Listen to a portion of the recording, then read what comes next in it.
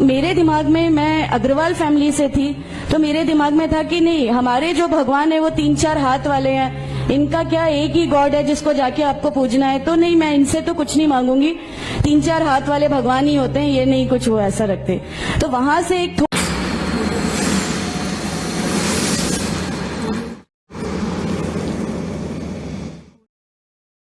السلام علیکم ورحمۃ اللہ وبرکاتہ. کیسے ہو دوستو؟ امید کرتا ہوں آپ خیریت سے ہوں گے. اللہ سبحانہ وتعالی آپ تمام کو ہمیشہ ایسے ہی خوش و آباد رکھے. دوستو آج کا ایک بہت خوبصورت ویڈیو آپ لوگوں کے سامنے لے کر حاضر ہوا ہوں. پورا ویڈیو دیکھیں دوستو بغیر اسکیپ کیے کہ اللہ سبحانہ وتعالی نے ہمیں ایمان جیسی دولت دے کر ہمیں بہت بڑا احسان فرمایا ہے. دوستو اللہ پاک قرآن میں فرماتا ہے یا ایھا الذین آمنوا آمنو، اے ایمان والو ایمان لے کر آؤ. ہم تو پہلے سے مسلمان ہیں پھر بھی اللہ آمنو کہہ رہا ہے، یعنی جیسا صحابہ کا ایمان تھا اس طرح ہمارا ایمان ہونا چاہیے. ہمارا ایمان کبھی بڑھتا ہے کبھی گھٹتا ہے، یعنی کمزور ایمان ہے، ہم کمزور مسلمان ہیں، یعنی کمزور ایمان والے ہیں. صحابہ کا ایمان ہمیشہ بڑھتا رہتا تھا اور ہمارا ایمان کبھی بڑھتا ہے کبھی گھٹتا ہے.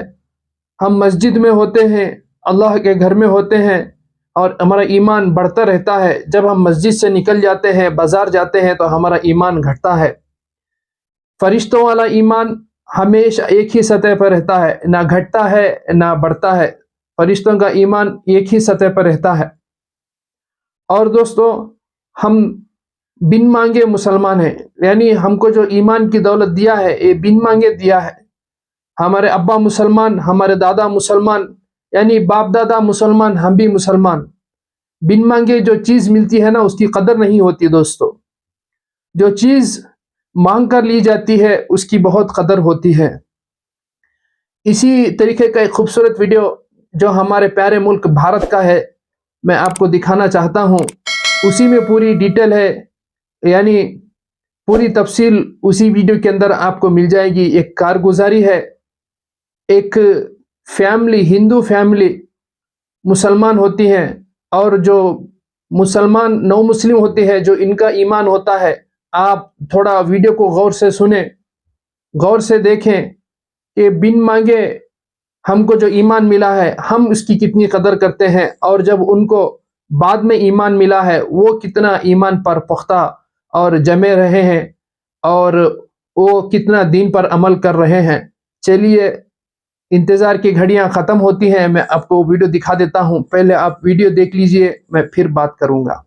الحمدللہ میں راحلہ سلیم ڈاکٹر محمد سلیم کی وائف ہوں. الحمدللہ ہم لوگ بھوپال سے بلونگ کرتے ہیں. میرے ہسبینڈ نے پہلے اسلام قبول کیا، ایک جین فیملی سے بلونگ کرتے ہیں. میں اگروال فیملی سے تھی. میرا پرانا نام مانسی اگروال تھا اور میرے ہسبینڈ نے جب اسلام قبول کیا تو میرے لیے میری لائف کا بہت ایک شاکنگ انسیڈنٹ تھا. میں نے فرسٹ ٹائم کسی کو پہلی بار دیکھے، میں نے کسی کو نماز پڑھتے ہوئے دیکھا. میں نے اچانک یہ اکثر کر کے ایک پرٹیکولر ٹائم ہوتا تھا اور یہ گھر سے کہیں چلے جاتے تھے اور میں ان سے پوچھتی تھی کہ آپ کہاں جاتے ہیں تو یہ ریپلائی کرتے تھے this is none of your business, you have to do your job. تو میں بھی خاموش ہو جاتی تھی. باقی میرے فادر ان لا سے اکثر ان کی ڈیبیٹ اور سب کچھ ہوا کرتا تھا، بٹ مجھے نہیں سمجھ میں آتا تھا کہ یہ ڈیبیٹ کیا ہے، یہ لوگ کس بات پہ اتنا زیادہ، مطلب ان کا ڈیبیٹ اتنا ایگریسو موومنٹس پہ کیسے آ جاتا ہے. تو باقی پھر ایک دھیرے دھیرے جب مجھے یہ اسلام کے پہلے تو یہ لوگ نہیں بتائے، بٹ فرسٹ ٹائم جب میں نے ان کا فجر کی نماز تھی اور اچانک میری نیند کھلی اور میں نے ان کو نماز پڑھتے ہوئے دیکھا. میں نے ان سے پوچھا کہ آپ کیا نماز پڑھ رہے ہیں، کیونکہ صرف ٹیلی ویژن پہ دیکھا تھا کہ وہاں ایسے جو کرتے ہیں وہ نماز کے ایکشنز ہیں. میں نے ان سے پوچھا کہ آپ نماز پڑھ رہے ہیں، انہوں نے کہا کہ ہاں میں نماز پڑھ رہا ہوں. میں نے بالکل دیر نہیں کی میرے فادر ان لا کو بتانے میں. میں روم سے باہر نکل کے اور میں نے سب سے پہلے ان کو بتایا کہ پاپا جی آج ان کو میں نے نماز پڑھتے ہوئے دیکھا. تو انہوں نے مجھ سے کہا کہ ٹھیک ہے خاموش رہو، ابھی کسی سے کہنا نہیں، ہم دیکھیں گے کیا کر سکتے ہیں. اب وہ جو میری لائف کا مومنٹ تھا وہاں سے میرے کو ایسا لگا کہ یہ کیا ہوا. مطلب یہ کیا کر رہے ہیں, ایسا کیوں کر رہے ہیں, یہ کہیں یہ کسی ایسے ویکتی سے تو نہیں مل گئے جو ان کو ٹیررزم کی طرف لے جا رہا ہے, اور یہ ایسی چیزوں میں تو نہیں انوالو ہو جائیں گے. ایک بہت بڑا ڈر جو میرے اندر تھا وہ, اور on that time I was pregnant, تو میرے کو ایک بہت کھلبلی سی لگی رہتی تھی کہ یہ کیا چل رہا ہے, یہ کیا چل رہا ہے. پھر دھیرے دھیرے کر کے جب میں ان کی بکس وغیرہ جو المیرا میں رکھی رہتی تھیں وہ میں پڑھنے لگی اور ڈھونڈنے لگی. یہ چھپا کے رکھا کرتے تھے, اور مجھے جب بھی کوئی بک ملتی تھی تو پھر میں اس کو پڑھنے لگی. تو مجھے اس میں ایسا کچھ لگتا ضرور تھا کہ پتہ نہیں کچھ ہے, کوئی ڈفرینٹ چیز ہے, کیونکہ میں نے دیکھا کہ ان کے اخلاق, ان کی سب چیزیں بالکل چینج ہو گئی. جو یہ پہلے تھے اس سے یہ بالکل الگ ہو گئے. تو مجھے ایسا پرسنلی لگتا تھا کہ اس پلیٹ فارم نے ان کو ایسا کیا دیا جو میرے ہسبینڈ کو بالکل چینج کر کے رکھ دیا. مطلب الحمدللہ یہ اس سمے کوشش کرتے تھے کہ جو نبی کی سنتیں ہیں, جو ہمارے نبی صلی اللہ علیہ وسلم نے کیا, اپنی وائف کی مدد کرنا, اپنی وائف کے ساتھ کس طرح اس کے حقوق کی ادائیگی کرنا, یہ سب کچھ وہاں الحمدللہ کرنے لگے. اور مجھے جو ان کا یہ ڈراسٹیکل چینج تھا, جو ان کو اس پلیٹ فارم پہ آئے ہوئے 6 months یا 1 year ہوا ہوگا, وہ دیکھ کے میرے لیے ایک بہت بڑا ایک سرپرائز تھا کہ یہ کیا ہوا. پھر اس کے بعد مجھے لگا کہ نہیں, میں بھی اب اس کو جانتی ہوں, میں بھی اب پڑھوں گی. اور پھر میں اپنے فادر ان لا اور ان کی ڈیبیٹ سننے لگی. تو جینزم میں گاڈ کانسیپٹ ہے ہی نہیں. ہر وہ ویکتی جو بہت زیادہ علم حاصل کر لیتا ہے, بہت زیادہ نالج حاصل کر لیتا ہے, تو وہ ایک لمٹ پر آ کر نعوذ باللہ گاڈ کا وہ مقام حاصل کر لیتا ہے, اور لوگ اسی کی پھر پوجا کرنے لگتے ہیں, اسی کی ورشپ کرنے لگتے ہیں. تو میرے دماغ میں اگروال فیملی سے تھی, تو میرے دماغ میں تھا کہ نہیں, ہمارے جو بھگوان ہیں وہ 3-4 ہاتھ والے ہیں, ان کا کیا ایک ہی گاڈ ہے جس کو جا کے آپ کو پوجنا ہے. تو نہیں, میں ان سے تو کچھ نہیں مانگوں گی, 3-4 ہاتھ والے بھگوان ہی ہوتے ہیں, یہ نہیں کچھ وہ ایسا رکھتے. تو وہاں سے ایک تھوڑا سا ڈسٹریکشن میرے کو گاڈ کانسیپٹ کا آیا, اور ایشور ہے جو اس دنیا کو چلا رہا ہے, یہ ہمیشہ میرے ایک ذہن میں رہتا تھا. تو مجھے میرے فادر ان لو کہیں نہ کہیں اس پلیٹ فارم پہ آ کے غلط لگنے لگے کہ نہیں, یہ جو کہہ رہے ہیں وہ صحیح ہے, اور ان کی جو ڈیبیٹ ہے اس کا اینڈ جو ہے وہ یہ صحیح ہے. پھر دھیرے دھیرے کر کے مجھے ان کی چیزوں پہ یقین آنے لگا الحمدللہ. پھر ہمارے ایک فیملی فرینڈ ہیں, ان کے یہاں یہ مجھے لے گئے. وہاں پر کسی نے مجھ سے کہا کہ میں بہت بزرگ ہو چکا ہوں, کلیم صدیقی شاید ہیں, کلیم صدیقی صاحب ہیں, مجھے ان کا نام دھیان نہیں ہے اچھے سے, بٹ انہوں نے مجھ سے کہا بیٹا میں بہت بزرگ ہو چکا ہوں, میں چاہتا ہوں تم کلمہ پڑھ لو, میری زندگی رہے نہ رہے, میں آپ سے ملوں نہ ملوں, تو آپ کلمہ پڑھ لو. تو الحمدللہ میں نے کلمہ پڑھ لیا. کلمہ پڑھنے کے بعد بھی جب ہم گھر لوٹ رہے تھے تو میں نے ان سے کہا کہ میں نے صرف ابھی کلمہ پڑھا, ابھی آپ یہ مت سمجھیے گا کہ میرے کو سب سمجھ میں آ گیا اور میں اس چیز کو مان لوں گی. انہوں نے کہا نہیں, تمہاری مرضی, کسی میں کوئی فورس نہیں ہے. تو الحمدللہ اللہ تعالیٰ کا احسان ہے, اس کلمے کی طاقت تھی. اور یہ ہمیشہ کہتے تھے تمہیں کوئی دعا مانگنی ہے تو تہجد میں مانگا کرو, تہجد کا جو ٹائم ہوتا ہے وہ بہت قیمتی ہوتا ہے, اور اس میں اللہ تعالیٰ سب کی دعائیں قبول کرتا ہے. انہوں نے مجھے ایک دعا سکھائی تھی کہ تم ایک دعا مانگو کہ میرے رب اگر میرا ہسبینڈ غلط راستے پر ہے تو اس کو صحیح راستے پہ لیا, اور اگر میں غلط راستے پہ ہوں تو مجھے صحیح راستہ دکھا دے.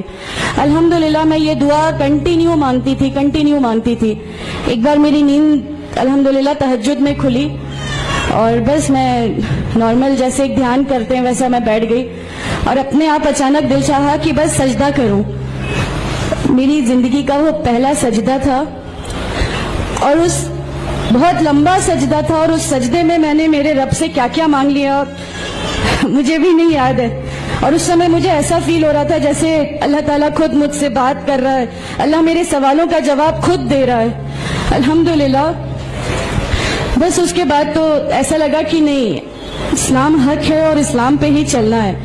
اس کے بعد پھر بہت ساری پریشانیاں لائف میں آئیں, سب کچھ آیا, بٹ الحمدللہ اللہ کا احسان ہے کہ اللہ تعالیٰ نے ہر پریشانی, ہر چیز کو ایسے لے لیا کہ ہم لوگوں کو کبھی احساس ہی نہیں ہونے دیا کہ یہ کوئی پریشانی تھی. ایسا لگا کہ اللہ کی پوری راہ میں ہم لوگوں کو ریوارڈ ہی ملنا ہے اس چیز کا, اور اللہ ہمیں اس کا ریوارڈ ہی دیتا چلا جائے گا. الحمدللہ بس اس سمے سے شروعات ہوئی تھی دین اسلام کی. الحمدللہ آگے چل کے پریشانیاں, تکلیفیں ہر ریورٹ کی زندگی میں آتی ہیں, لیکن میں ہر ریورٹ بہن سے یہ کہنا چاہتی ہوں کہ اللہ کی خاطر آپ لوگ اس دین میں آئے ہیں, کسی اور چیز کے لیے نہیں آئے.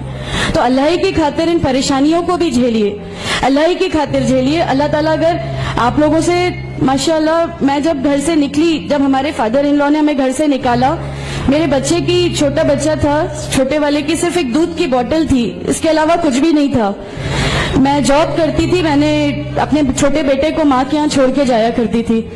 میرے ممی پاپا بہت زیادہ مطلب ہم لوگوں سے ڈیٹیچ نہیں ہوئے تھے, ایک محبت تھی ان کو ہم سے, تو اس محبت کے کارن مطلب ان لوگوں نے کبھی ہمارا اس لیول تک اپوز نہیں کیا جو ان لاز کی طرف سے آیا.